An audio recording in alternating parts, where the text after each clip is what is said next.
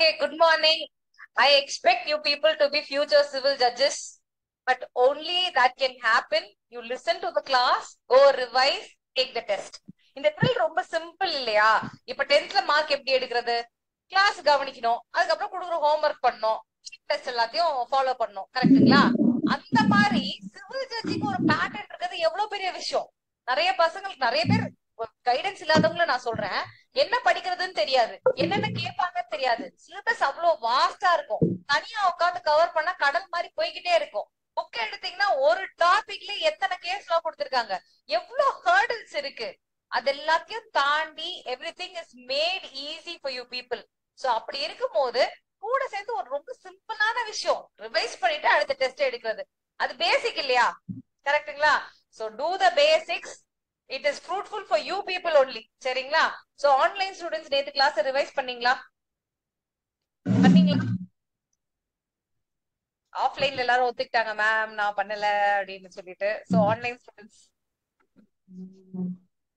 ஒருவேளை எனக்கு கேட்கலையா? பண்ணிட்டேன்னு சத்தம் வரணுமே நேரத்துக்கு. மேம் நேத்து கிளாஸ் நோட்ஸ் ஆப்ல இல்லையா ma'am?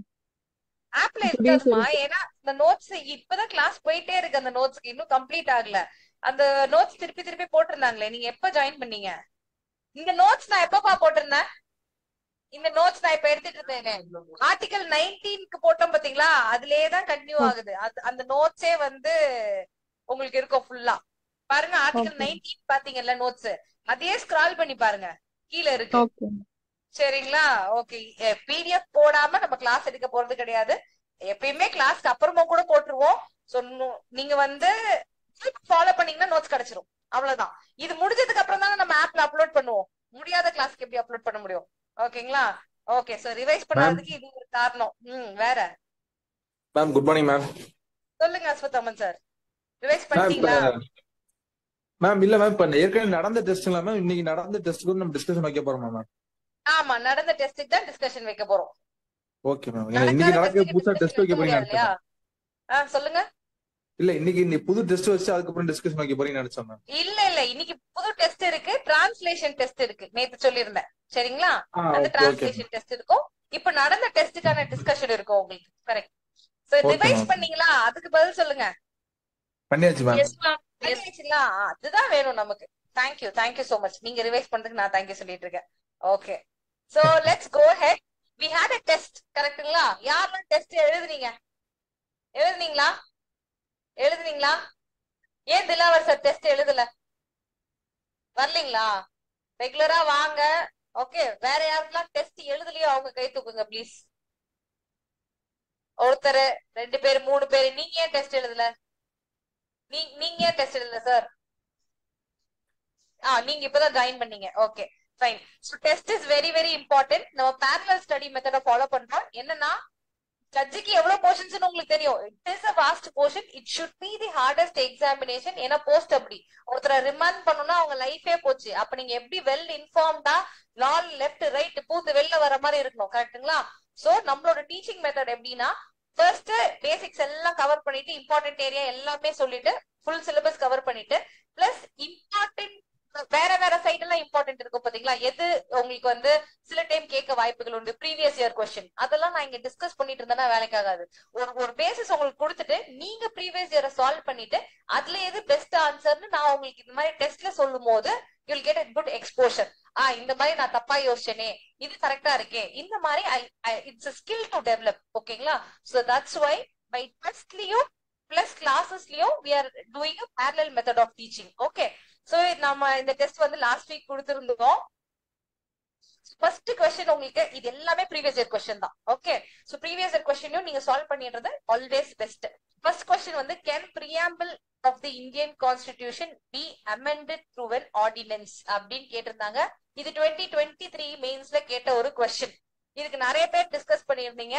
Very good. So first என்ன எழுதலாம், இதை எப்படி ஸ்டார்ட் பண்ணலாம், பிரியாம்பிள் எவ்வளவு முக்கியமான விஷயம் அப்படின்னு நீங்க என்ன லாங்குவேஜ்ல வேணாலும் ஸ்டார்ட் பண்ணிருக்கலாம். ஓகேங்களா? ஜஸ்ட் ஒரு ஐடியாக்கு, ஒரு ஃபார்மேட். ஓகே. சோ பிரியாம்பிள் வந்து heart and soul of the கான்ஸ்டிடியூஷனா ஃபர்ஸ்ட் கன்சிடர் பண்ணுவாங்க. அதனால இதுல எப்படின்னா, இது வரைக்கும் பிரியாம்பிள்ல எவ்வளவு அமெண்ட்மெண்ட் பண்ணிருக்காங்க. கொஸ்டின் என்ன, பிரியாம்பிள ஆர்டினன்ஸ் போட்டு அமெண்ட் பண்ண முடியுமா, அதுதான் கொஸ்டின். கரெக்ட்டுங்களா? உங்களுக்கு எல்லாம் மெயினா யோசிச்சுக்கோங்க. ஓகே, சோ இந்த preamble heart and soul of the constitution இது வரைக்கும் ஒரே ஒரு தடவை தான் பண்ணிருக்காங்க. நம்மளோட 42nd அமெண்ட்மெண்ட் பண்ணிருக்காங்க. இதுல என்ன இன்க்ளூட் பண்ணிருக்காங்க?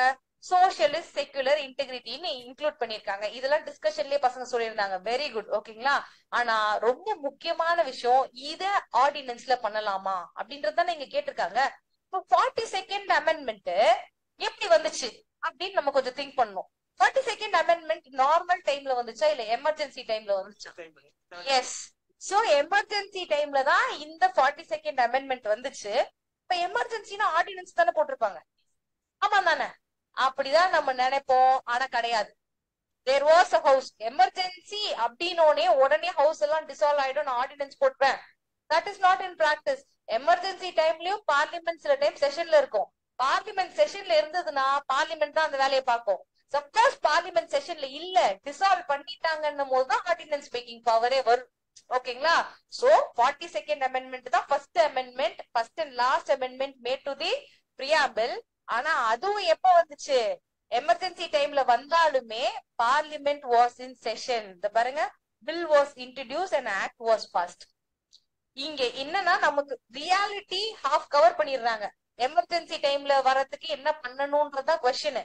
ஆனா ஆர்டினன்ஸ் மூலமா பண்ண முடியுமான்னு ஃபியூச்சரையும் சேர்த்து வச்சு கொஸ்டின் கேக்குறாங்க. சோ பேசிக்ல நீங்க ஸ்ட்ராங்கா இருக்கணும். அதுக்கப்புறம் இது வரைக்கும் நடந்த ஹாப்பனிங்ஸ், முக்கியமான ஹாப்பனிங்ஸ் தெரிஞ்சிருக்கணும்.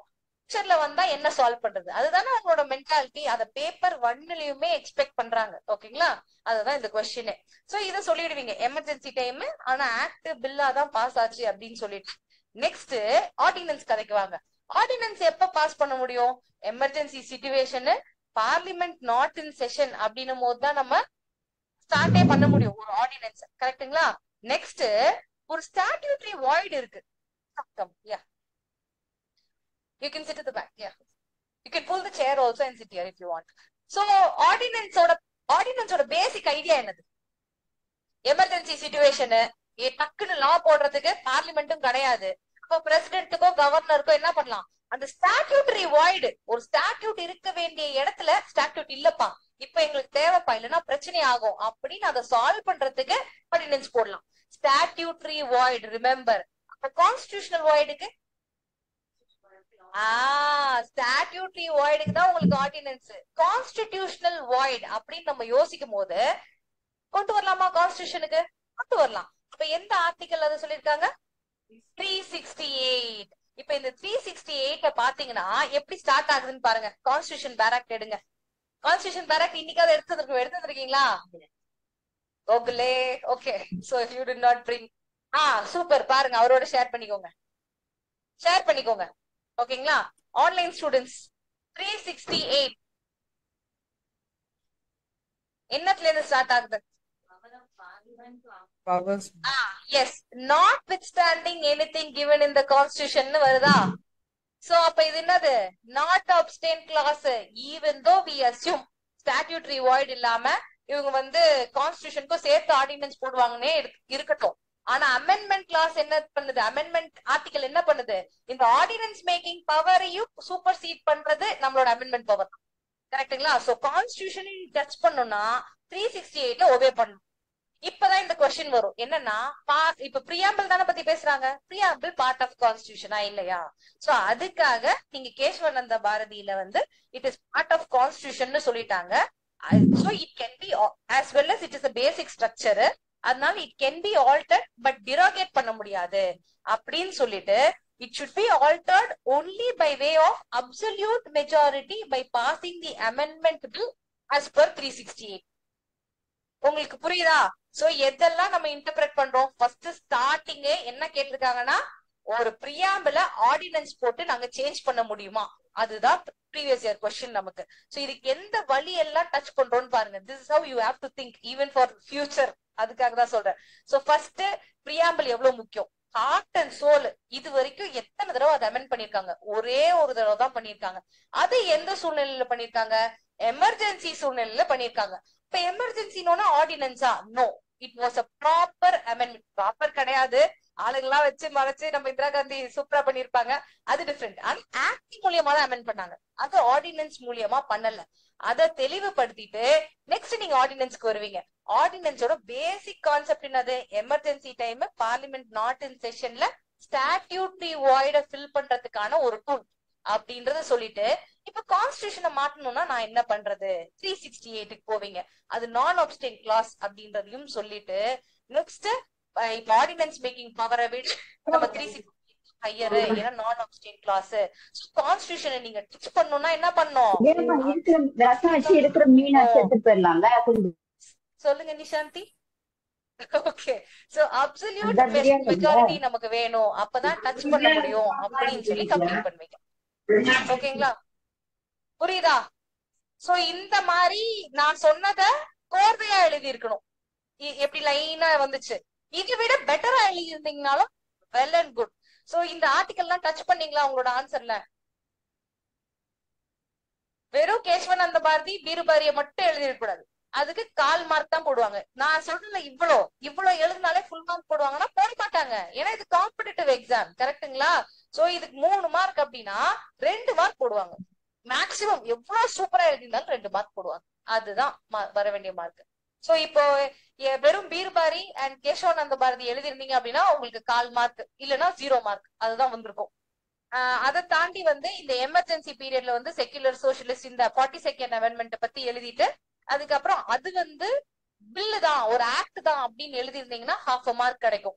368ஓட லிங்க் பண்ணி கேசவானந்த பாரதி எல்லாத்தையும் இந்த மாதிரி எழுதிருந்தீங்க அப்படின்னா 2 மார்க் கிடைக்கும். நீங்களே போட்டுக்கோங்க. பேப்பர்ஸ் இருக்கா? மத்தவங்க பேப்பர்ஸ் எல்லாம் மாத்தி மாத்தி வாங்கிட்டு போனீங்க இல்லையா? இது இல்ல. சோ உங்களோட பேப்பர்ஸ் வீட்ல இருக்கோ?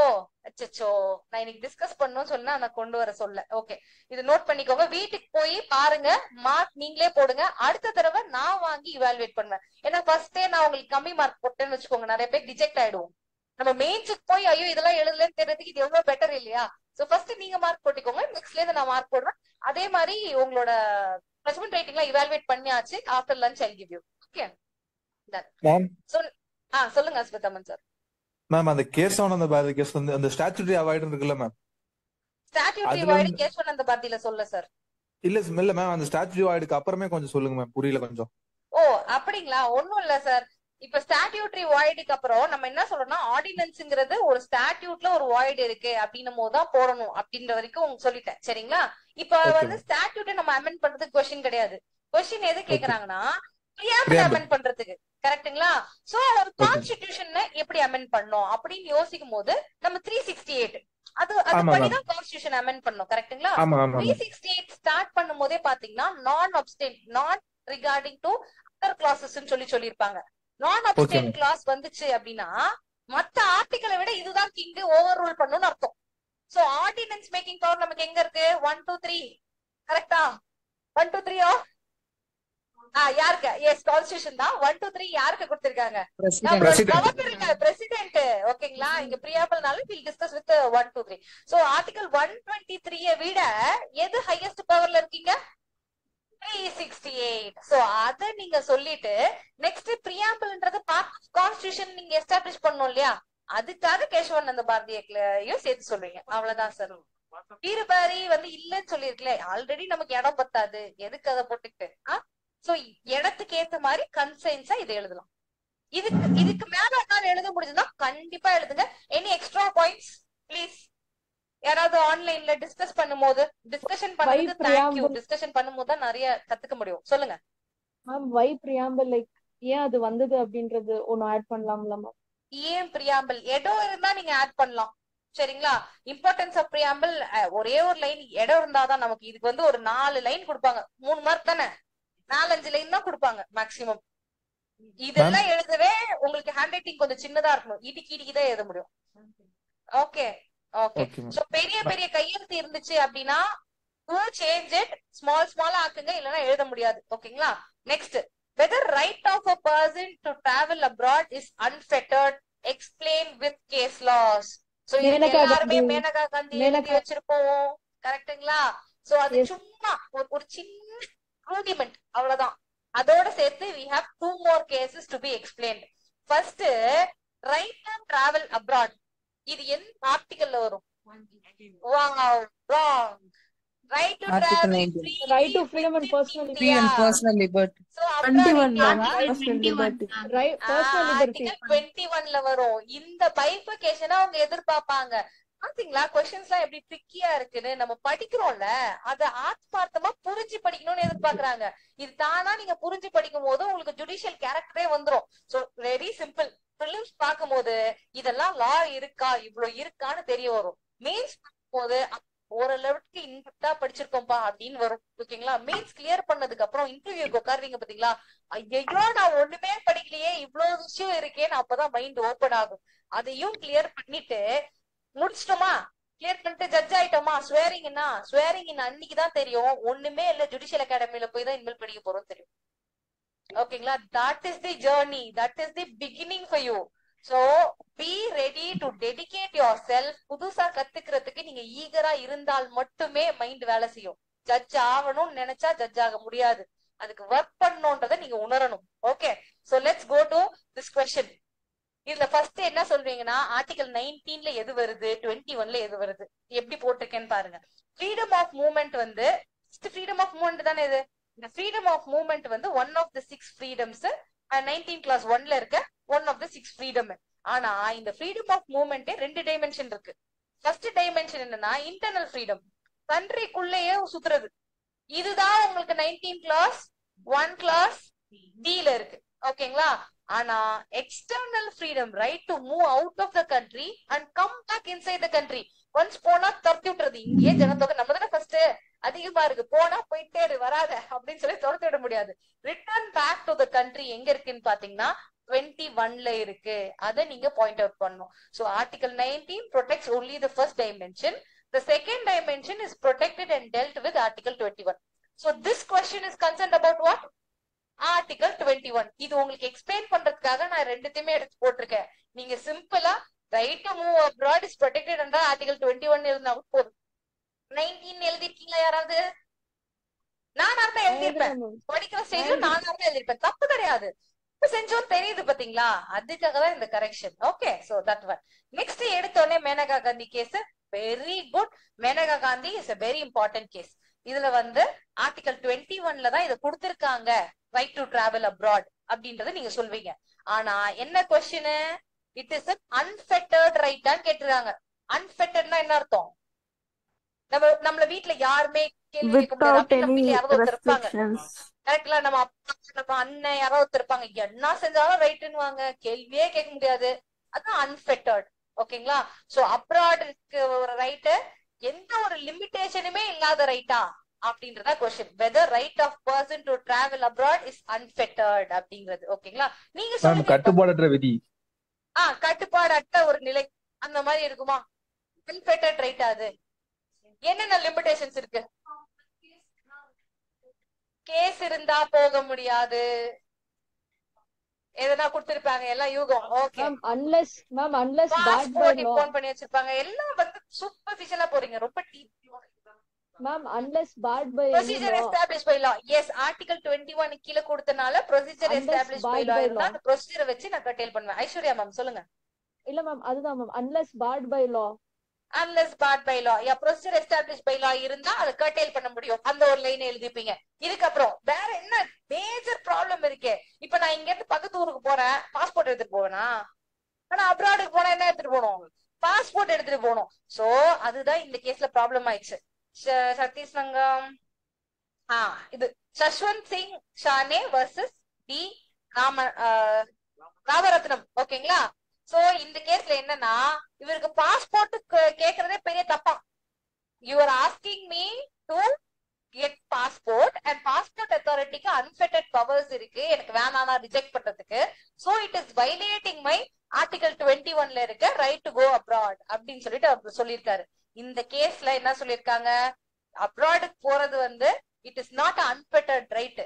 So issuing passport and curtailing such right according to the law is allowed அப்படின்னு சொல்லி இருந்திருப்பாங்க. ஓகேங்களா?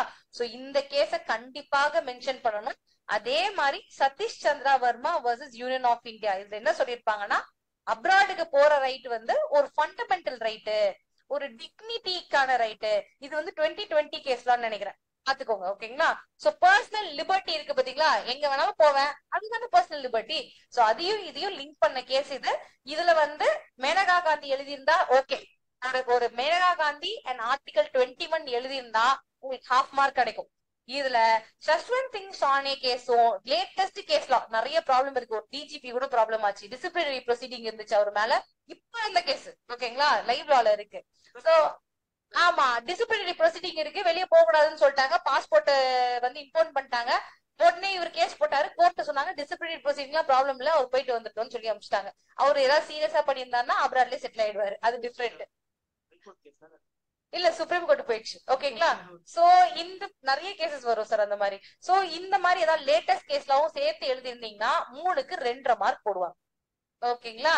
சோ இது எப்படி நீங்க கவர் பண்ணிருக்க முடியும் அப்படின்னா, வெறும் ஆஃப் த்ரோ, இப்போ ஒரு மரத்துல இருந்து ஒரு ஃப்ரூட் விழுதுன்னு வைங்க, அது என்ன பக்கத்து தெருல இப்ப விழ போகுது, அங்கதான் கீழே விழும், மேக்சிமம் கொஞ்சம் தூரத்துல விழும். அதே மாதிரிதான் ப்ரிப்பரேஷனும். ப்ரீவியஸ் இயர் கொஸ்டின்ல இருந்து ரொம்ப சேஞ்ச் பண்ணி கேட்க போறது கிடையாது. சோ ஒரு பேசிக் லெவல்ல ப்ரீவியஸ் இயர் கொஸ்டின் கவர் பண்ணீங்கன்னா என்ன சொல்றது, ஒரு சேஃப் ஸ்பேஸ்ல இருப்பீங்க. இதை தாண்டி லேட்டஸ்ட் லைவ்ல எல்லாம் கொஞ்சம் கவர் பண்ணிட்டே வந்தீங்கன்ற போது ஈஸியா இருக்கும். சோ உங்களுக்கு லேட்டஸ்டும் நம்ம கவர் பண்ணுவோம், ஏன்னா எக்ஸாமினேஷன் நோட்டிபிகேஷன் போட்டு ஒரு 6 months 1 yearல நம்ம கவர் பண்ணுவோம். ப்ரீவியஸ் இயர் இந்த அளவுக்கு இன்டெப்தா இருக்கணும்னு தெரிஞ்சுக்கோங்க. Okay, understood. யாராவது இந்த சஷ்வந்த் சிங் கேஸ் எழுதிருந்தீங்களா? பரவாயில்ல, ப்ரீவியஸ் இயர் நீங்க சால்வ் பண்ணிருந்தீங்கனாலே இது ரொம்ப ஈஸியா இருந்திருக்கும். ஓகே, சொல்லுங்க ரோஜா, ஏதாவது டவுட்டா? ரோஜாக்கு வேற யாருக்கா ஏதாவது டவுட்டா? ஓகே, ஆர்டிகல் 21 யார் ரிலேட் பண்ணுது? Very good Bharat, nice. 19 இல்லாம 21 ரிலேட் பண்ணுது. 19 பத்தி எழுதிருக்க கூடாது இங்க, 19 வேற எதுன்னு சொல்லிருக்கணும், அதுதான் எதிர்பார்ப்பாங்க. கரெக்டுங்களா? Right to go abroad 19 relate பண்ணிட்டாலே அது ஒரு மைனஸ் உங்களுக்கு. சோ அந்த மாதிரி ரிலேட் பண்ணாம 21 மட்டும் ரிலேட் பண்ணி எழுதுறது யாராவது இருக்கீங்களா? மேம் நான் இல்ல ma'am. Okay, super, very good. So that's how you have to think. Okay, nice. 19 எழுத கூடாது, அதுதானே சொன்னேன். ஓகேங்களா? இல்ல 19 எழுதினாலும் that is not related to it, internal இதுன்னு மட்டும் எழுதினீங்கன்னா good. Okay, so now doctrine of waiver and rule of law. Doctrine of வெய்வர்னா என்னது நம்ம பார்த்தோம். Every citizen has been given fundamental rights which he எனக்கு can't நீங்க கொடுத்தாலும் வேணாம், நான் கோவமா இருக்கேன். காலையில நீங்க பஜ்ஜி சுட்டா என்ன, பூரி சுட்டா என்ன, எனக்கு கோவமா இருக்கு, எதுவும் வேணாம் அப்படின்னு பாத்தீங்களா, அதுதான் டாக்ட்ரின் ஆஃப் வெய்வர். சோ இதை எழுதி வைக்க கூடாது. ஆர்டிகல் 21 மட்டும் இல்ல, ஃபண்டமெண்டல் ரைட்டுக்கே அப்ளை ஆகாது. ஓகேங்களா? So the doctrine of waiver எப்படி லீகலா எழுதுவீங்க? doctrine of waiver is a legal principle that allows individual to voluntarily relinquish and abandon the right. So இது ரொம்ப முக்கியம், கீவேர்ட்ஸ பாத்துக்கோங்க. வாலண்டரிலி ஒரு இண்டிவிஜுவல்ல அவங்களோட ரைட்ட அபாண்டன் பண்றதுக்கு ஓகே சொல்றதுதான் என்னது? Doctrine of waiver. சோ இந்த வார்த்தை வாலண்டரி ரிலிங்குவிஷ் இருக்கணும், அபாண்டன் த ரைட் இருக்கணும், ஒரு இண்டிவிஜுவலுக்கு கொடுத்த ரைட்னு இருக்கணும். இது மூணுமே இருந்தாதான் என்னது நீங்க கரெக்டா எழுதிருக்கீங்க. இல்லைன்னா கான்செப்ட் எப்படி எழுதினாலும் தப்பு. Okay, next Behram versus state of Bombay. இதுல என்ன சொல்லிருப்பாங்கன்னா, இந்த டாக்ட்ரின் ஆஃப் வெய்வர் வந்து it does not apply to part 3 of the constitution சொல்லிருப்பாங்க. ஃபண்டமெண்டல் ரைட்டுக்கு டாக்ட்ரின் ஆஃப் வெய்வர் அப்ளை ஆகாது. அதை ஜென்ரலா நீங்க லைன்ல சொல்லிருக்க கூடாது, கேஸ் லாவ கொடுத்திருக்கணும். ஓகே, நெக்ஸ்ட் ஏன் அது என்ன ரீசன் நீங்க சொல்லணும்ல. ஃபண்டமெண்டல் ரைட்ன்றது ஒரு ரைட் மட்டும் கிடையாது, it is an ideal enriched in the constitution. ஓகேங்களா? பிளஸ் இது ஒரு ஆள்ல இருந்து செப்பரேட் பண்ண முடியாது. நீங்க என்ன சாவடிங்கன்னு சொன்னா கூட நம்ம அவங்களுக்கு போய் சாவடிக்க கூடாது, அப்படிதானே? அப்படிதானே? கரெக்ட். இப்ப போய் சாவடிச்சிட்டோம், அவங்க கன்சென்ட் கொடுக்குறாங்க என்ன சாவடிச்சிடுங்க அப்படின்னு சொல்லி, நீங்களும் சாவடிச்சிட்டீங்க, உங்க மேல என்ன கேஸ் புக் பண்ணுவாங்க? மர்டர் கேஸ் போடுவாங்க. நீங்க ஜட்ஜா இருக்கிறீங்க, அப்ப நீங்க என்ன பண்ணுவீங்க? மர்டருக்கு கன்விக்ஷன் கொடுத்துருவீங்களா? அவரும் ஓகே சொல்லிடுறாரு. சோ மர்டருக்கு கன்விக்ட் பண்ணுவீங்களா? என்ன வரும்? மர்டர் கீழே ஒரு exception, last exception, murder section கீழே லாஸ்ட் எக்ஸெப்ஷன். அவங்க 18 இயர்ஸ்க்கு மேல இருந்து கன்சென்ட் கொடுத்திருந்தாங்கன்னா மர்டர் ஆகாது, கல்பபிள் ஹோமிசைட் ஆயிடும். ஓகேங்களா? சோ ஜஸ்ட் உங்களுக்கு சொல்றேன், பார்ட் 3க்கு வெய்வர் கிடையாதுன்னு சொன்ன கேஸ் தான். ஏன் reason? It is totally inseparable, relinquish பண்ண முடியாது ஒரு பர்சன்னாலன்னு சொல்லி எழுதுவீங்க. இது ரொம்ப கொஞ்சமா தான் நம்ம எழுத முடியும். ஏன்னா 3 மார்க்ல பாருங்க 2 கான்செப்ட் கேட்டிருக்காங்க, அப்ப இதுக்கு ஒரு 3 லைன் தான் கொடுப்பாங்க. அடுத்து வந்து ரூல் ஆஃப் லாக்கு ஒரு 3 லைன் கொடுப்பாங்க. Okay, so this is doctrine of favour. இது டாக்டரின் ஆஃப் ஃபேவர் கரெக்டா எழுதிட்டீங்களா எல்லாரும்? அது ரொம்ப சிம்பிளான answer. Okay, so next rule of law. Rule of லானாலே ஒருத்தர் ஞாபகம் வருவார். யார் அவரு? A V Dicey. ஆனா ஏவி டெய்சி ஞாபகம் வருவாரு, அவர் என்ன சொன்னாலும் ஞாபகம் வராது. அது எனக்கே வந்து எனக்கு வந்து நான் சொல்றது ஃபர்ஸ்ட் இயர்ல எல்லாம் வந்து ஏவி டெய்சி வரைக்கும் வரும். ஃபர்ஸ்ட் 2 பாயிண்ட் வரும், 3வது பாயிண்ட் என்னன்னு ஞாபகமே வராது. So just make it very small. அவர் பெரிய பெரிய பேராகிராஃப்ல கொடுத்திருப்பாரு, நம்ம ஒரு சின்ன லைன் தான் பார்க்க போறோம். ரூல் ஆஃப் லா வந்து ஏவி டெய்சி ப்ரோபோன் பண்ணது அப்படின்ற பேர் இருக்கணும். என்னது? ஃபர்ஸ்ட் சுப்ரீமசி ஆஃப் லா சொல்லியிருக்காரு. சுப்ரீமசி ஆஃப் லானா என்னது? நீ கவர்னர் ஆயிரு, நீ வந்து எவ்வளவு பெரிய ஆபீசர் ஆயிரு, நீ கொலை பண்ணாலும் பிஎன்எஸ் தான், நான் கொலை பண்ணாலும் பிஎன்எஸ் தான். So what is supremacy of law? Regardless of your position, law will rule everything. Supremacy of law. Next, equality before law. So லாக்கு முன்னாடி எல்லாருமே சமம். ஒரே விஷயத்தான் சுத்தி சுத்தி கொடுத்துருப்பாங்க. அதனாலதான் அவங்க பேர் என்னது? philosophers. ஓகே, சோ நீ நம்மளா தெரிஞ்சுக்கிட்டு இந்த வார்த்தைகளை எடுத்து திருப்பி திருப்பி எழுதணும். Okay, equality before law. Next, predominance of legal spirit.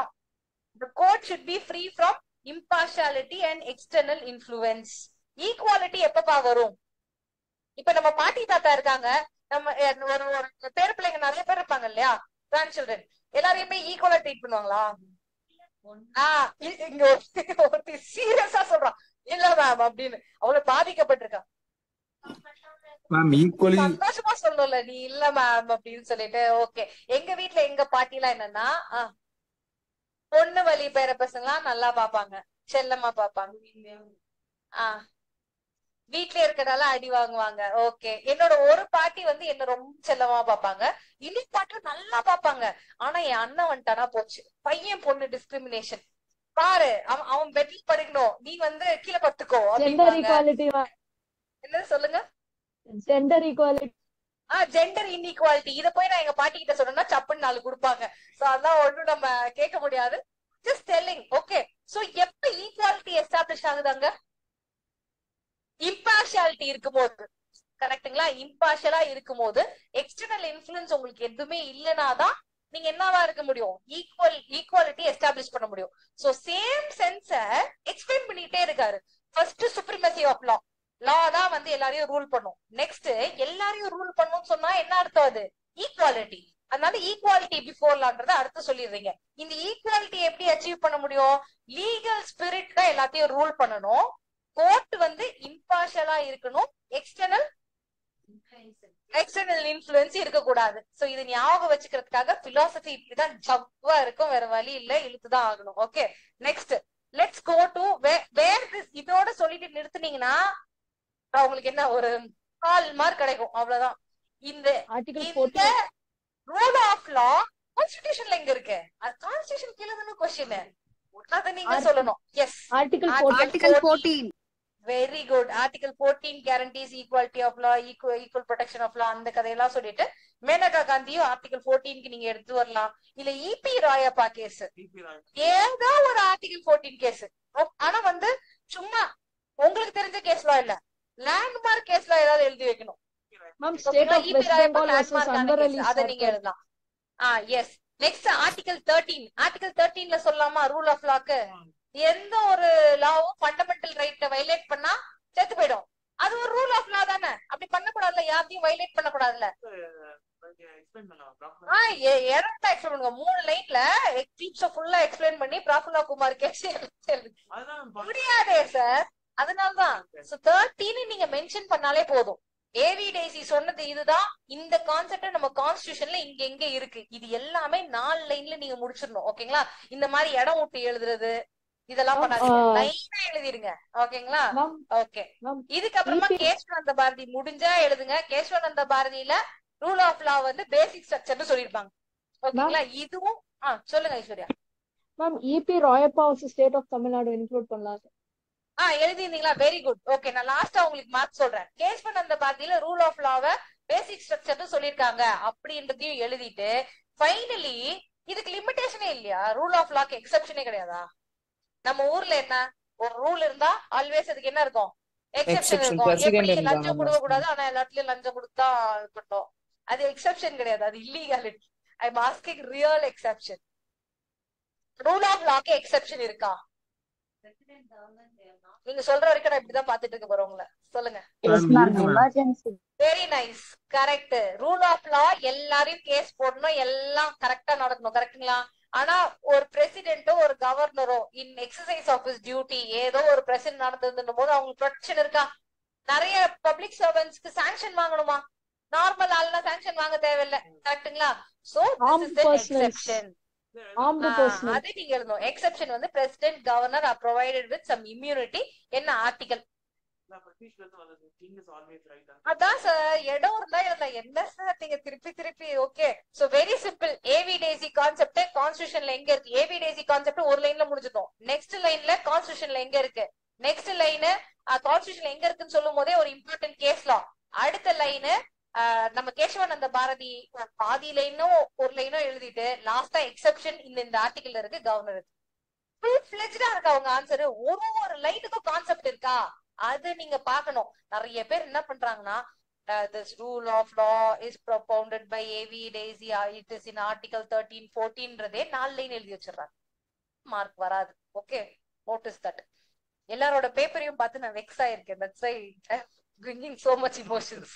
ஆமா, உண்மையாவே பயங்கரமா எடுத்து கிளாஸ் எல்லாரும் கதையா எழுதி லாஸ்ட் ஸ்பேஸ் எல்லாம் விட்டு வந்திருக்காங்க. ஓகே, உங்களுக்கும் தான் சார் இப்ப சொல்றீங்க பாருங்க, அந்த மாதிரிலாம் பண்ணாதீங்க. Next we will go to why Indian constitution. சொல்லுங்க அஸ்வத்தமன் சார். அந்த ஆர்டிகல் 13 மட்டும் கொஞ்சம் ஒருத்தர் சொல்லுங்க மேம், புரியல. ஆர்டிகல் 13ங்களா? ஆர்டிகல் 13 எதை பத்தி sir? What is law ma'am, அந்த இத பத்தி. அந்த ஆர்டிகல் 13 ஓ இது வாட் இஸ் லா. லா சும்மா லாவோட டெஃபினிஷன் வந்து 13ல சொல்லிருக்காங்க. எந்த லாவுமே வந்து கான்ஸ்டிடியூஷனை வயலேட் பண்ண முடியாது, அவ்வளவுதான் இங்க இருக்கு. ஓகேங்களா? லாவோட டெஃபினிஷன் 13ல சொல்லிருக்காங்களா, நீங்க எழுத தேவையில்ல. 13 ஒரு எக்ஸாம்பிள். எந்த ஒரு லாவுமே ஃபண்டமெண்டல் ரைட்டை வயலேட் பண்ண முடியாது, அது எழுதுனா போதும். நான் எக்ஸ்பிளைன் பண்ணது எழுதுனா கூட போதும். உங்களுக்கு புரியணும்ல, அதுக்காக நான் எக்ஸ்ட்ரா பாயிண்ட்ஸ் கொண்டு வந்திருக்கேன். மேம் இதுல ஒரு கேஸ் ஒன்னு இருக்கு மேம், அது சொல்லட்டுமா? சொல்லுங்க சார். எழுதலாமான்னு சொல்லுங்க மேம். அதாவது வந்து கிளாண்ட்ராக்னு ஒரு கேஸ் மேம். கிளாண்ட்ராக் 2010ல சுப்ரீம் கோர்ட்ல சொன்னது. ஒன்லி ஈக்குவலி ட்ரீட்டட், அந்த ஈக்குவல் ஸ்டாண்டர்ட்ல இருக்கவங்க மட்டும் தான் ஈக்குவலா ட்ரீட் பண்ண முடியும்னு ஒரு ஸ்டாண்ட் சொல்லிருப்பாங்க மேம். சொல்லலாம் சார். அது கொஞ்சம் இன்டெப்தான கேஸ்லாம். இப்ப 14 பத்தி நீங்க ஃபுல்லா எழுதுறீங்க இல்ல, இந்த மாதிரி ஈக்குவல்ஸ், அதாவது like members should be treated equally. அப்புறம் அதே வந்து unequals shall not be treated equally ன்னு ஒரு பிரின்சிபல் இருக்கு. அது ஸ்டேட்மெண்டா வச்சு கேட்டாங்கன்னா நீங்க எழுதலாம். So don't go off beat. Demand of the question என்னவோ அதை சாட்டிஸ்ஃபை பண்ணுங்க. சரிங்களா? எனக்கு இது எழுத இன்னும் ஒரு 3 லைன் வேணும். இப்ப நீங்க கேசவானந்த பாரதி எக்ஸெப்ஷன் எதுலயாவது ஒரு இடத்துல காம்ப்ரமைஸ் பண்ண வேண்டியது வரும். இதெல்லாம் இம்பார்ட்டன்ட். ஓகேங்களா? நிறைய படிக்கிறதுல ப்ராப்ளம் இருக்கான்னு கேட்டா இருக்கு. ஓகேங்களா? நிறைய படிங்க, ஆனா திங்க் பண்றது கத்தி மாதிரி ஷார்ப்பா திங்க் பண்ணுங்க. ஹேமர் மாதிரி பெருசா திங்க் பண்ணீங்கன்னா இடிச்சுட்டே தான் இருக்கணும், போக முடியாது. Okay, so network it properly. Demand of the question என்ன கேட்டிருக்காங்களோ அதுக்கு நச்சின ஆன்சர் அந்த மாதிரி இருக்கும். சிம்பிளா கரெக்டா புரியுற மாதிரி இருக்கும். Okay okay, we will go ahead to part 2, 6 mark question. Why Indian constitution is known as quasi federal constitution? இதுக்கு கண்டிப்பா எல்லாரும் நல்ல ஆன்சர் எழுதிருக்கணும். எழுதிருக்கீங்களா? என்ன பண்ணீங்க? இது குவாசி ஃபெடரல் ஏன் சொல்றாங்கன்னு ஃபர்ஸ்ட் எழுதுனீங்களா? குவாசி ஃபெடரல்னா என்னன்னு ஃபர்ஸ்ட் ஃபெடரல் ஃபீச்சர்ஸ் எழுதிட்டு அதுக்கப்புறம் யூனியன் ஃபீச்சர்ஸ் எழுதிட்டு இதனால இது quasi federal. That is a basic answer. Okay, good. எழுதிருந்தீங்கன்னா குட். பேசிக் மார்க் தான் கிடைக்கும். இப்ப இது 6 மார்க் அப்படின்னும் போது மேக்சிமம் 3 மார்க் போடுவாங்க. இப்ப எப்படி கேக்குறாங்கன்னா, இது வந்து குவாசி ஃபெடரல் ஃபீச்சர், இத காம்ப்ளீட் பண்ற மாதிரி யூனிட்டரி ஃபீச்சர். அப்படி மேட்ச் பண்ணி நீங்க டிஸ்கஸ் பண்ணீங்கன்னா என்ன அர்த்தம்? நல்லா புரிஞ்சிருக்கீங்கன்னு அர்த்தம், நல்ல மார்க் வரும். Okay, that's how I have made it. First quasi ஃபெடரல்னா என்ன? குவாசி ஃபெடரல் நம்ம கான்ஸ்டிடியூஷன் ஏன் டிஸ்கிரைப் பண்றாங்கன்னா, நம்மளோட கான்ஸ்டிடியூஷன் போத் ஃபெடரல் கேரக்டரும் இருக்கு, ஆனா ஸ்ட்ராங் சென்டரோட இருக்கு. சோ ஃபெடரலும் இருக்கு யூனியனும் இருக்குன்னு எழுதுனீங்கன்னா அது பேசிக். ஃபெடரல் இருக்கு ஆனா ஸ்ட்ராங் சென்டர் இருக்குன்னு சொல்லணும். அதனாலதான் நான் என்ன சொன்னேன், federal features with strong centred union அப்படின்றது உங்க மைண்ட்ல இருக்கணும். ஓகேங்களா? நெக்ஸ்ட் டீடைலா அதை நான் எக்ஸ்பிளைன் பண்றேன்னு. First distribution of powers. உங்களுக்கு 246ல வந்து டிஸ்ட்ரிபியூஷன் ஆஃப் பவர்ஸ் இருக்கு. டிஸ்ட்ரிபியூஷன் ஆஃப் பவர்ஸ்னா என்னப்பா? 246ல என்னப்பா இருக்கு தெரியும் நினைச்சு நான் கடகடன்னு போயிட்டு இருக்கேன். இனிமேல் தான் இதை எடுக்க போறேன். So union list, state list, concurrent லிஸ்ட்னு 3 லிஸ்ட கிரியேட் பண்ணி வச்சிருக்கோம். ஒரு லிஸ்ட் ஒவ்வொரு ஆளுக்கு சொந்தம். லிஸ்ட் 1 வந்து நம்ம யூனியனுக்கு சொந்தம், அவங்க மட்டும்தான் லா போட முடியும். லிஸ்ட் 2 ஒண்ணு இருக்கு, அது ஸ்டேட்டுக்கு சொந்தம், ஸ்டேட் மட்டும்தான் போட முடியும். லிஸ்ட் 3 ஒண்ணு இருக்கு, அது கன்கரண்ட், ரெண்டு பேருமே ஹேண்ட் இன் ஹேண்ட் சேர்ந்து பண்ணணும் அப்படின்றது செப்பரேஷன். உங்களுக்கு இந்த மாதிரி செப்பரேட் பண்ணி இருக்கு. இது என்ன ஃபீச்சர்? Federal feature. செப்பரேட் பண்ணியிருந்தாலே அது ஃபெடரல் ஃபீச்சர், குவாசி ஃபெடரல் கிடையாது, ஃபெடரல் ஃபீச்சர். ஓகேங்களா? இத கம்பேக்ட் பண்றதுக்கு யூனிட்டரிக்கு என்ன சொல்வீங்க? மறைச்சிட்டேன் அப்பதான். யூனிட்டரி ஃபீச்சர் இதுக்கு ஆப்போசிட்டா நம்ம எப்படி மாத்தி மாத்தி வாய் பேசுவோம் நம்ம அம்மா கிட்ட அப்பா கிட்ட. மேம் அப்பாயின்மெண்ட் மேம் யூனிட்டரியில வந்து இண்டிபெண்டன்ட் ஜுடிஷியரிக்கு லெஜிஸ்லேச்சர் எமர்ஜென்சி மேம். இது கம்பேர் பண்றதுக்கு இது ஒரு கேள்வினா அதுக்கு பதில் ஆப்போசிட்டா. யூனிட்டரியில வந்து எஸ் எமர்ஜென்சி சொல்லலாம். appointment of governor. Doctrine of separation, ma'am. என்னது? Doctrine of separation. Doctrine of separation தான் இப்ப சொல்லிட்டு இருக்கோம். Distribution separation of powers. இன்னும் சம்மந்தம் இல்லாம சொல்றீங்க. Ma'am appointment of governor. Distribute பண்ணிட்டோம். செப்பரேட் பண்ணதும் ஃபெடரல் ஃபீச்சர் தானே.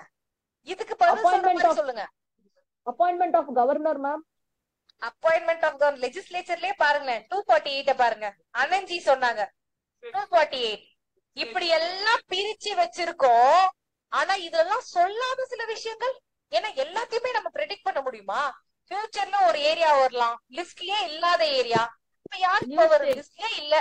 இப்ப நீங்க யூனியனுக்கு கொடுப்பீங்களா, ஸ்டேட்டுக்கு கொடுப்பீங்களா, யாருக்கு கொடுப்பீங்க? பார்லிமெண்ட் கொடுப்போம் இல்லையா? இதுக்கு பேர் தான் ரெசிடரி பவர், மிச்சம் இருக்க பவர்ஸ் 248. சோ இந்த மாதிரி பிரிச்சு இருக்கு. ஆனா ரெசிடரி பவர்னு வரும்போது பார்லிமெண்ட்டுக்கு பவர் கொடுக்கும். இப்ப இது என்ன feature? Unitary feature. So first 246 வந்து பிரிச்ச ஃபெடரல் ஃபீச்சர். இதுக்கான ஆப்போசிட் ஆர்குமெண்ட் வந்து 248ல இருக்க residuary power. So this is how you link. So next வந்து ரெசிடரி பவர் இருக்கு அப்படின்றத சொல்லி ஒரு கேஸ்லாம் இந்த கேஸ்லாம் நீங்க எழுத முடிஞ்சா எழுதுங்க, ஸ்பேஸ் இருந்தா எழுதுங்க, இல்லன்னா வேண்டாம். சோ இது நீங்க லேட்டர் கூட பாத்துக்கலாம். நான் கான்செப்ட் மட்டும் உங்களுக்கு சொல்றேன். நெக்ஸ்ட் வந்து supremacy of the central government எதுல இருக்கு?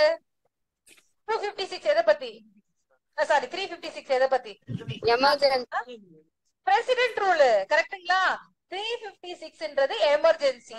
சோ எமர்ஜென்சி டைம்ல எல்லாத்தையும் வந்து ஒன்னாயிடும். இது ஒரு யூனிட்டரி ஃபீச்சர். கரெக்ட்டுங்களா? நெக்ஸ்ட் 365. இது வந்து ரெண்டுத்தையும் கம்பேக்ட் பண்ணாம தனித்தனியா கொடுத்துருக்கு. Okay fine. சோ ஓகே, இது வந்து சுப்ரமசி ஆஃப் த பார்லிமெண்ட். நீங்க இதையும் டிஸ்கஸ் பண்ணலாம். நெக்ஸ்ட் இது கவர்மெண்டோட சுப்ரமசி. ஆனா ஒரு இடத்து டச் பண்ண முடியாதுன்னு இருக்கு. அது இங்க மென்ஷன் பண்ணல, நான் போடுறேன். Emergency time yes okay, emergency time unitary ஆயிடும். ஆர்டிகல் 21 டச் பண்ண முடியாது, 20 டச் பண்ண முடியாது. ஸ்டேட்டோட எல்லாமே போயிடும் அவங்க கிட்ட. இது எமர்ஜென்சி. ஆனா இதுக்கு ஒரு லிமிடேஷன் இருக்கு. எமர்ஜென்சிக்கான லிமிடேஷன் அதை நம்ம எடுத்து ஃபெடரலுக்கு லிங்க் இன் பண்ணிக்கலாம். Right to move. இல்ல இந்த எமர்ஜென்சி வந்து அன்ஃபெட்டடா எவ்வளவு நாள் வேணாலும் இருக்கலாமா? இது யூனிட்டரி சுப்ரமசியாகவே இருந்தாலும் it is very short lived. கரெக்ட்டுங்களா? ஒன்ஸ் இது ஷார்ட் லிவ்ட் ஆனதுக்கு அப்புறம் நம்ம என்ன பண்ணலாம்? State should resume. சோ இந்த மாதிரி எமர்ஜென்சி இருந்தா கால வரை இல்லாத எமர்ஜென்சி அப்படி இருந்துச்சுன்னா என்ன அர்த்தம்? சென்ட்ரல் தானே டோட்டலி பவர். ஆனா it should be always short lived. திருப்பி ஸ்டேட் வரணும். ஸ்டேட் வந்ததுக்கு அப்புறம் திருப்பி அவங்களுக்கு பவர் எல்லாம் போயிடும். அப்படின்றதே ஒரு ஃபெடரல் ஃபீச்சர். ஓகேங்களா? அதை நீங்க லைட்டா கீழே எழுதிக்கலாம். ஆனா எமர்ஜென்சியை கோட் பண்ணாம குவாசி ஃபெடரலைசர் நீங்க எழுத முடியாது. ஓகேங்களா? ரெண்டுத்தையும் சுப்ரமசி சொல்லிக்குவீங்க. இதுல எஸ்ஆர் பொம்மை கேஸ் ரொம்ப ரொம்ப முக்கியம். இந்த பிரசிடென்ஷியல் ரூல் அப்படிங்கிறது ஒரு கைட்லைனோட இருக்கணும். So supremacy of the constitution unfettered கிடையாது அப்படின்றத நம்ம மென்ஷன் பண்றோம். நெக்ஸ்ட் ஸ்டேட்டோட strong central control along with state. உங்களுக்கு ஆர்டிகல் 1ல என்ன இருக்கு? It is a union declare பண்ணிருக்காங்க. ஆல்ரெடி நோட்ஸ்ல சொன்னதுதான். நெக்ஸ்ட் ஆர்டிகல் 3ல என்ன இருக்கு? பார்லிமெண்ட் தான் கிரியேட் பண்ண முடியும், ஸ்டேட்டை ரெகக்னைஸ் பண்ண முடியும், எல்லா கதையும் இருக்கு. இதோட சேர்த்து 368ல ஒரு பார்ட் ஆஃப் அமெண்ட்மெண்ட் இருக்கு. எந்த ஒரு ஃபெடரல் ஃபீச்சரை நீங்க மாத்தணும்னு நினைச்சா பார்லிமெண்ட் மட்டும் லா போட்டு பண்ணிட முடியுமா? பண்ண முடியாது. மெஜாரிட்டி ஆஃப் த ஸ்டேட் இல்ல ஒரு பர்டிகுலர் ஸ்டேட் இன்க்ளூட் ஆயிருந்ததுன்னா அந்த ஸ்டேட் லெஜிஸ்லேச்சர் ரெஃபர் பண்ணி ஓகே சொல்லணும். அதை நீங்க எழுதிக்கணும். இது ஹைஃபன் போட்டு எழுதிக்கோங்க, நோட் பண்ணிட்டு இருந்தீங்கன்னா. 368 ஃபெடரல் அமெண்ட்மெண்ட். அமெண்ட்மெண்ட் எடுக்கும் போதும் நீங்க எழுதிக்கலாம். ஓகேங்களா? ஃபெடரல் அமெண்ட்மெண்ட் எல்லாம் பண்ணும்போது பார்லிமெண்ட் ஃபுல் சே கிடையாது, ஸ்டேட்டுக்கும் பவர் இருக்கு அப்படின்றதையும் நீங்க நோட் பண்ணுவீங்க. Next flexibility and central dominance. Flexibility என்னென்ன இருக்குது? 368 இங்க கொண்டு வந்திருக்கேன். ஓகேங்களா? இதெல்லாம் நிறைய இருக்கு. ஏன்னா சில டைம் உங்களுக்கு நிறைய ஸ்பேஸ் கொடுத்துருக்காங்க. 5 மார்க்கு எவ்வளவு ஸ்பேஸ் மேம் கொடுத்தாங்க? 1.5 சைட் கொடுத்திருந்தாங்களா? சோ 1.5 சைட் கவர் பண்றதுக்கு இந்த பாயிண்ட் எல்லாமே நீங்க கொண்டு வருவீங்க. நெக்ஸ்ட் 73ல என்ன கொடுத்துருக்காங்க? மெர்சி எல்லாம் கிடையாதுங்க.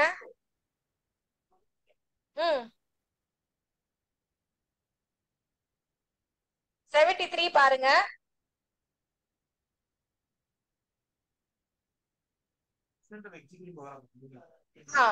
யூனியனோட பவர் வந்து எக்ஸ்டென்ஷன் கொஞ்சம் அதிகமா கொடுத்திருப்பாங்களா?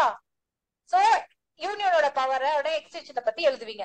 சோ இதுல ஒரு கிளாரிட்டி வரணும்னா ஃபர்ஸ்ட் ஸ்டார்டிங் தனித்தனியா செப்பரேஷன் ஆஃப் பவர்ஸ் லிஸ்ட் கொடுத்திருக்காங்க. ஆனா ரெஸ்டரி பவர் பார்லிமெண்ட்டுக்கு கொடுத்திருக்காங்க. அதே மாதிரி எமர்ஜென்சி, எஸ் யூனிட்டரி எமர்ஜென்சி வந்து நம்ம செலக்ட் பண்ணலாம். ஆனா அது வந்து அன்ஃபெட்டட் பவர் கிடையாது. ஒரு லிமிட்டுக்கு அப்புறம் ஸ்டேட்டோட பவர் திருப்பி வந்துடும். சோ அது ஒரு ஃபெடரல் நேச்சர். நெக்ஸ்ட் ஆர்டிகல் 1 பத்தி எழுதுறீங்க. It is declared as a union. ஆனா வந்து we have federal features like something else like அதுக்கப்புறம் சொன்ன பாத்தீங்களா ஜுடிஷியரி. சோ அந்த மாதிரி விஷயங்கள்லாம் நீங்க எழுதலாம். நிறைய பாயிண்ட்ஸ் கிளாஸ்ல கொடுத்திருந்தேன்ல, அதெல்லாம் எழுதிருந்தீங்கனாலும் வெரி குட் தான். அதுக்கப்புறம் வேற என்ன நீங்க எழுதலாம்? எக்ஸ்ட்ராவா நீங்க எல்லாம் எழுதிருந்தீங்க அப்படின்னா ஃபெடரல் ஃபீச்சர் யூனிட்டரி ஃபீச்சருக்கு மாத்தி மாத்தி செப்பரேஷன் ஆஃப் பவர்ஸ் எழுதிட்டு இதுக்கு எமர்ஜென்சி காம்பேக்ட் பண்ற மாதிரி எழுதலாம். சரி, நான் சொல்றதுலாம் ஹைஃபன் போட்டு எழுதிக்கோங்க. நான் ஒண்ணு கொடுத்திருந்தேன், டைப் ஒண்ணு ரெடி பண்ணி கொடுத்துட்டாங்க. சோ அதனால நான் சொல்றேன், என் மெமரியில இருந்து you can take it down. எனக்கு தெரிஞ்சு இது சாட் ஜிபிடில நான் சொன்னதை போட்டு எடுத்திருக்காங்க. அதனாலதான் நான் சொன்ன பாயிண்ட்ஸ் எல்லாம் இல்ல. 246க்கு ஆப்போசிட் வந்து 248 ஹெட்டிங் போட்டுக்கோங்க. ஃபெடரல் ஃபீச்சர், யூனிட்டரி ஃபீச்சர் அப்படின்னு சொல்லிட்டு அதெல்லாம் எழுத வேண்டாம். ஓகேங்களா? சோ யூனிட்டரி ஃபீச்சர் அத காம்பேக்ட் பண்ற ஃபெடரல் ஃபீச்சர் அப்படி போட்டுக்கோங்க. யூனிட்டரி கீழே ஃபெடரல் ஃபர்ஸ்ட் சொல்லிடுறேன். 246 ஃபெடரல், அத காம்பேக்ட் பண்றதுக்கு ரெசிடரி பவர் 248.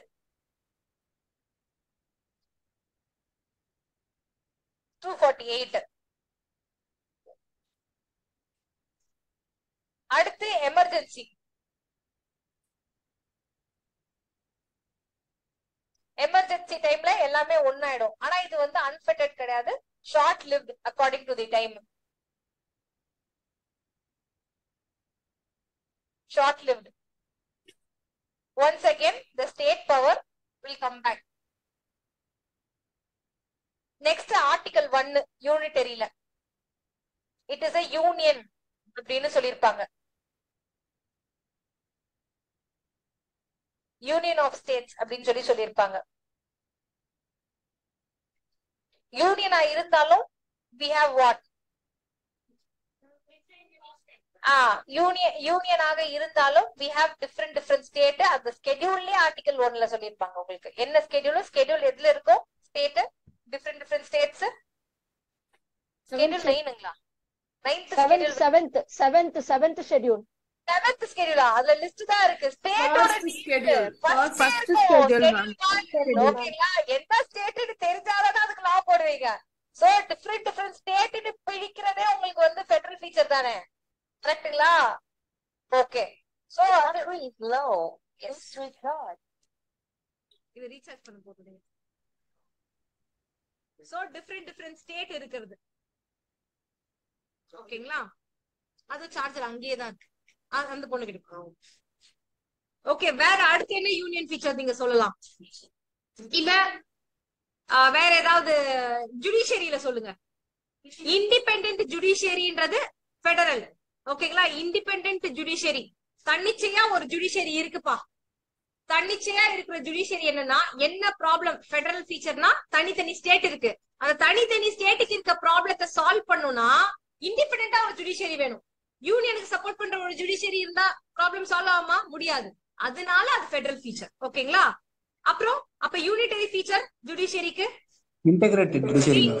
Integrated judiciary. ஓகேங்களா? அருண் சார் கரெக்டா ஞாபகம் வச்சிருக்காரு. அவர் தான் வந்து இதை மூட் பண்ணாரு. Okay. So single integrated judiciary இது யூனியன் சைடு. வேற ஏதாவது ஃபெடரல் ஃபீச்சரோ யூனியன் ஃபீச்சரோ சொல்லுங்க, அதுக்கு ஆப்போசிட் சொல்லலாம். செப்பரேஷன் ஆஃப் பவர்ஸ் ரெண்டுத்துலயும் இருக்குங்களா? டிஸ்ட்ரிபியூஷன் ஆஃப் பவர்ஸ் தான் வரும், செப்பரேஷன் ஆஃப் பவர்ஸ் கிடையாது. டிஸ்ட்ரிபியூஷன் ஆஃப் பவர்ஸ் தான். வேற என்னது? மேம் சிங்கிள் கான்ஸ்டிடியூஷன்ன்றது யூனிட்டரி, அது ரிட்டர்னா இருக்கிறதுனால ஃபெடரல்னு சொல்லலாம் மேம். அது சொல்றாங்க, ஆனா அது ரொம்ப லிமிட்டட் சார். அது அவ்வளவு ரேஷனலைஸ் பண்ண முடியாது நம்ம. நீங்க அதுக்கு சப்போர்ட் பண்ற மாதிரி நிறைய எழுத முடியாது. ஓகேங்களா?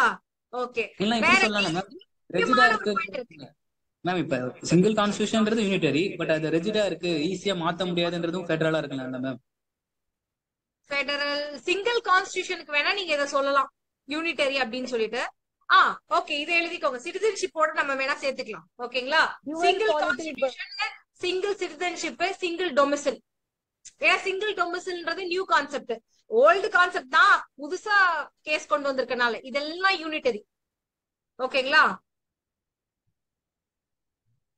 Uniformity in law. Appointment of governors. Appointment of governors அது அது unitary. Federal unitary. எதுல கொண்டு வரீங்க? Unitary. Unitary இல்ல மேம். யூனிட்டரி. இதுக்கு ஆப்போசிட்டா ஃபர்ஸ்ட் சொல்லிடலாம். ஓகேங்களா? சிங்கிள் சிட்டிசன்ஷிப், நெக்ஸ்ட் வந்து சிங்கிள் டொமிசைல், சிங்கிள் கான்ஸ்டிடியூஷன். இதுக்கு ஆப்போசிட்டா சொல்லணும்ல நீங்க ஃபர்ஸ்ட். ஃபெடரல் என்னது? இதுக்கு நேச்சருக்கு ஞாபகம் வச்சிருந்தா டக்குன்னு சொல்லுவோம். Dual polity. இப்போ ஆர்டிகிள் 16ல ரெசிடென்ஸ்க்கு சப்போர்ட் பண்ற மாதிரி அப்பாயின்மெண்ட் போடலாமா? Dual polity. என்னோட ஸ்டேட் ஆளுக்கு நான் லா போட்டுப்பேன் இருக்கா? சோ அத நீங்க கோட் பண்ணலாம். சிங்கிள் சிட்டிசன்ஷிப், சிங்கிள் டொமிசில் என்னவா இருந்தாலும் ஆர்டிகல் 16 கிளாஸ் 3 பாருங்க, 16 கிளாஸ் 3 தானே, கரெக்ட்டுங்களா? சோ என்னோட ஒரு நிமிஷம் முடிச்சிடுறேன். ஒரு ரெசிடென்ஸுக்கு நான் லா போட்டுக்கலாம். ஏன்னா நீங்க நடுவுல சொன்னீங்கன்னா இதுல வேற இல்ல. from my mind I'm telling, so let's not. okay, so 16 clause 3ல single டொமிசிலா இருந்தாலுமே என்னோட ஸ்டேட்டால நான் வேற மாதிரி ட்ரீட் பண்ணி அப்பாயின்மெண்ட் போடுவேன். State has the power to do that. Okay, so வேற என்ன சொல்லலாம்? Service commission, all India service commission, state service. Yes, இந்த மாதிரி இருக்கிறது வந்து ஃபெடரல் ஃபீச்சர், கரெக்ட்டுங்களா? லீகல் ஃபீச்சருக்கு ஆல் இந்தியா சர்வீஸ் கமிஷன் போடலாம் தான். சோ இங்க என்ன சொல்றாங்கன்னா, யூனிட்டரி ஃபீச்சருக்கு நான் ஆல் இந்தியா சர்வீஸ் கமிஷனை போட்டுட்டு as well as state service commissions இருக்கு அப்படின்றத டிஸ்டிங்விஷ் பண்றாங்க. குட், அதையுமே சொல்லலாம். Dual polity but single citizenship அந்த மாதிரி போடலாம். Dual polity but single citizenship. Yes, single citizenshipல இந்த லைனையும் நீங்க இன்க்ளூட் பண்ணலாம். வேற லா மேக்கிங் பவர் தான் 246ல பாத்துட்டோமே, சரிங்களா? ரெண்டு லெஜிஸ்லேச்சர் இருக்கு, ஆனா எமர்ஜென்சி டைம்ல ஒன்னாயிடும். அதையும் லிங்க் பண்ணி எழுத முடிஞ்சா நீங்க எழுதலாம். முன்னாடியே நம்ம படிச்சதான், திருப்பி திருப்பி வேற வேற ஃபார்ம்ல, அவ்வளவுதான். Next budget. பட்ஜெட் பத்தி பேசலாமா? Concurrent list. It is in concurrent list. You have the unitary budget இருக்கும் ஒண்ணு. State Next list, state union you and can make concurrent. your own budget actually. அது ரெண்டும் parallel-ஆ தானே போய்கிட்டு இருக்கு. சோ அதையுமே நீங்க எழுதலாம். நித்தி ஆயோக் பத்தி எழுதலாமா? நித்தி ஆயோக்னா என்னன்னு பாருங்க. யூபிஎஸ்சி படிச்சவங்களுக்கு தெரிஞ்சிருக்கும் நித்தி ஆயோக். What is NITI Aayog? அத காம்படிட்டிவ்க்கும் நீங்க சொல்லலாம், கோஆபரேட்டிவ்க்கும் சொல்லலாம். ஆக்சுவலி அது ஃபெடரலாவும் இருக்கும், யூனிட்டரியாவும் இருக்கும். அது ஒரு ஆம்பிபியன், தவளகா மாதிரி. ஓகேங்களா? எஸ். சோ நித்தி ஆயோக் பத்தி எழுதணும்ன்றத ஞாபகம் வச்சுக்கோங்க. நீங்க தான் ரிசர்ச் பண்ணி 2 பாயிண்ட் கொண்டு வர போறீங்க. ஓகே, வேற என்ன features? Uniformity in law, ma'am. இப்ப வந்து ஃபண்டமெண்டல் ரைட்ஸ் யார் லா போட முடியும்? ஃபண்டமெண்டல் ரைட்ஸ்க்கு என்ஃபோர்ஸ் பண்ண பார்லிமெண்ட் மட்டும் தான். அதான் ஆர்டிகல் 35. ஓகேங்களா? அது யூனிஃபார்மிட்டி இன் லாஸ். ஆனா ஏதாவது ஒரு லோக்கல் இம்பார்ட்டன்ஸ் இருக்கணும், ஃபண்டமெண்டல் ரைட் டச் பண்ணல அப்படின்னும் போது 246ல ஸ்டேட் ஆஸ் பர் லிஸ்ட் 2 போட்டுக்கலாம் அப்படின்றத ஆப்போசிட்டா எழுதிக்கலாம். ஓகேங்களா? ஃபண்டமெண்டல் ரைட்டுக்கு only parliament can make law as per article 35. இது union. Next, but if it falls under the state list of schedule 7 list 2 according to article 246, only state can enact the law.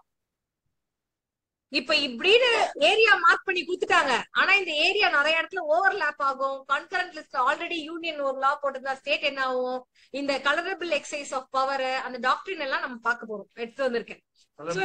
ஒரு ஒரு 5 point வந்திருக்கா?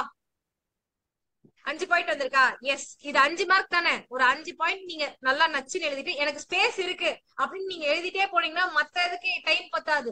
So space time ரெண்டுத்தையும் மைண்ட்ல வச்சு answer எழுதும். So finally வந்து ஏதாவது ஒரு கேஸ்ல சொல்லிருப்பாங்க இட் இஸ் குவாசி ஃபெடரல் சொல்லிட்டு நான் மென்ஷன் பண்ண எல்லா கேஸ்லயும் அதை மென்ஷன் பண்ணிருப்பாங்க. சோ ஏதாவது ஒரு கேஸ் பிக் அண்ட் சூஸ் பண்ணிக்கோங்க. எஸ்ஆர் பொம்மை ஒரு நல்ல கேஸ், இல்ல 2 கேஸ் பிக் அண்ட் சூஸ் பண்ணிட்டு கன்க்ளூஷனை கொடுத்துட்டு ஏதாவது ஒரு வே ஃபார்வர்ட் இருக்கா?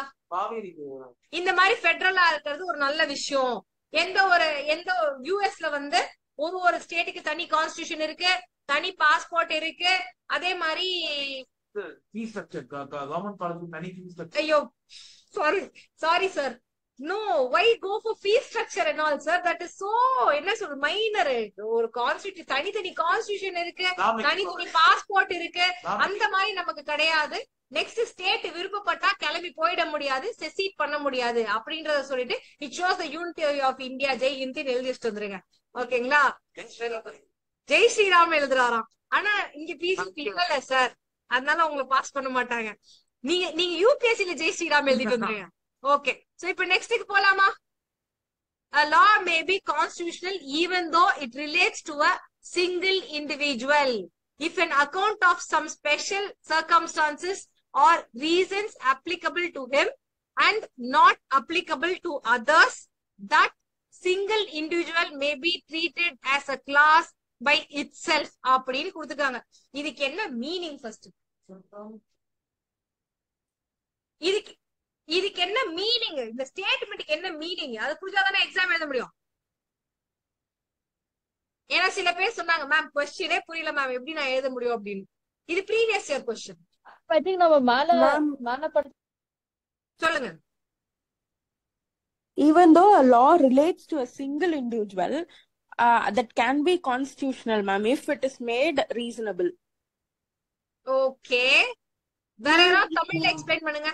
ரீசனபிள் கிளாசிபிகேஷன் கேட்டகரியில இப்போ அவங்க கிளாசிஃபை பண்றப்போ ஒரே ஒரு ஆள் தான் அந்த கேட்டகரியில வராங்க அப்படின்னாலும் அது ஒரு ஆளா இருந்தாலும் நம்ம அவங்கள ஒரு கிளாஸா கன்சிடர் பண்ணி ரீசனபிளா ஈக்குவாலிட்டி. இப்ப ஆர்டிகல் 14ல ஒரு டெஸ்ட் இருந்துச்சு கரெக்ட்டுங்களா? ரீசனபிளா நீங்க கிளாசிஃபை பண்ணா தனித்தனியா அவங்க 2 பேரையும் ட்ரீட் பண்ணிக்கலாம் அப்படின்னு சொல்லிட்டு. இப்ப கிளாசிஃபை பண்ணும்போது இந்த சைடு ஒரு 1,00,000 பேர், அந்த சைடு ஒரு 50,000 பேர் வந்தா ஓகே கிளாசிபிகேஷன். இந்த சைடு ஹோல் இந்தியாவும், இந்த சைடு ஒரே ஒரு ஆளும் வந்தா, ஒரே ஒரு இண்டிவிஜுவல் வந்தா அது ஒரு கிளாசிபிகேஷன் ஆகுமா? இண்டிவிஜுவலை மட்டும் தப்பா டீல் பண்ற மாதிரி வராது. கரெக்ட்டுங்களா?